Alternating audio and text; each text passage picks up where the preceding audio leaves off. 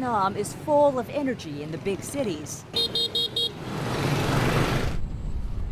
and lush tranquility in the countryside.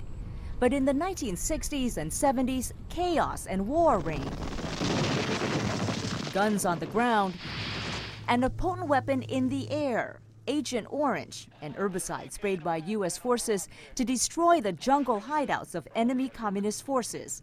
The sprayings went on for 9 years. American soldiers came home suffering the effects of Agent Orange, and it also left lasting scars. My mother told me when she was farming in the farm, she sprayed a chemical.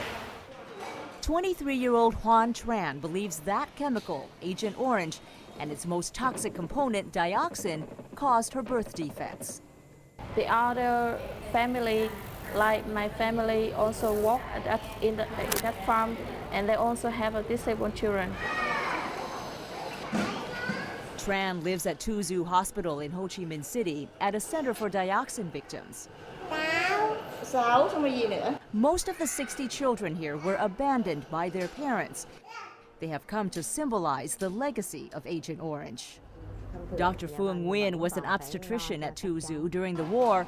She says in 1968, she started seeing an unusually high number of babies born with deformed limbs and faces. No eyes, or no nose, or deformed mouth. Was it hard to show the babies to the moms? Very hard, horrible. Even though it's been nearly 50 years since the sprayings first started, Vietnamese officials say children are still being born with deformities related to the herbicide. American scientists have also tied Agent Orange to more than a dozen illnesses, including cancer and nerve disorders.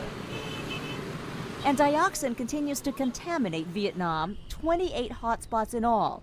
Among them, the Da Nang Air Base, where hundreds of thousands of gallons of herbicide were mixed and stored. Dioxin is the most persistent toxin known. It takes decades to degrade in the environment. And standing here, even now, 35 years after the war, there's a heavy, acrid smell in the air. It smells almost like an overdose of chlorine. The area has been capped with cement to contain the chemical. Anh nghĩ là chất độc trong đây cũng có nhiều không? But dioxin has already contaminated soil and runoff around the base.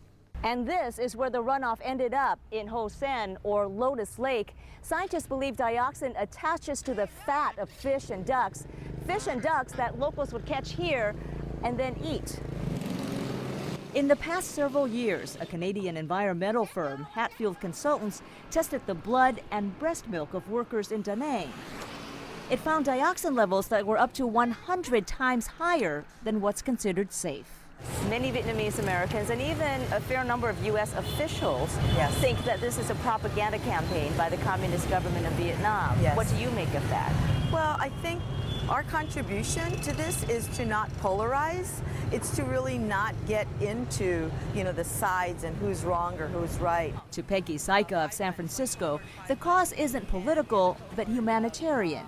Her group, Asian Americans Pacific Islanders in Philanthropy, is sending Vietnamese American volunteers here to help. Volunteers like Tam Nguyen from San Francisco.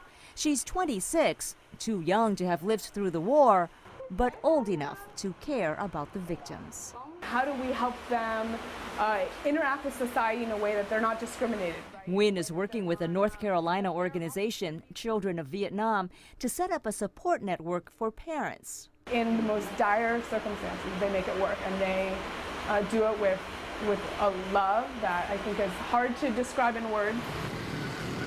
This summer, a joint U.S.-Vietnam panel calls for $300 million over 10 years to clean up contaminated sites and help treat victims. For Hoa Tran, the mother of 2 disabled teenage sons, her hopes are measured in smaller numbers, but with greater heartache. She's raising 8 pigs to sell to support her family. Her biggest wish? To have 12 more pigs, so she can earn enough to take better care of her sons.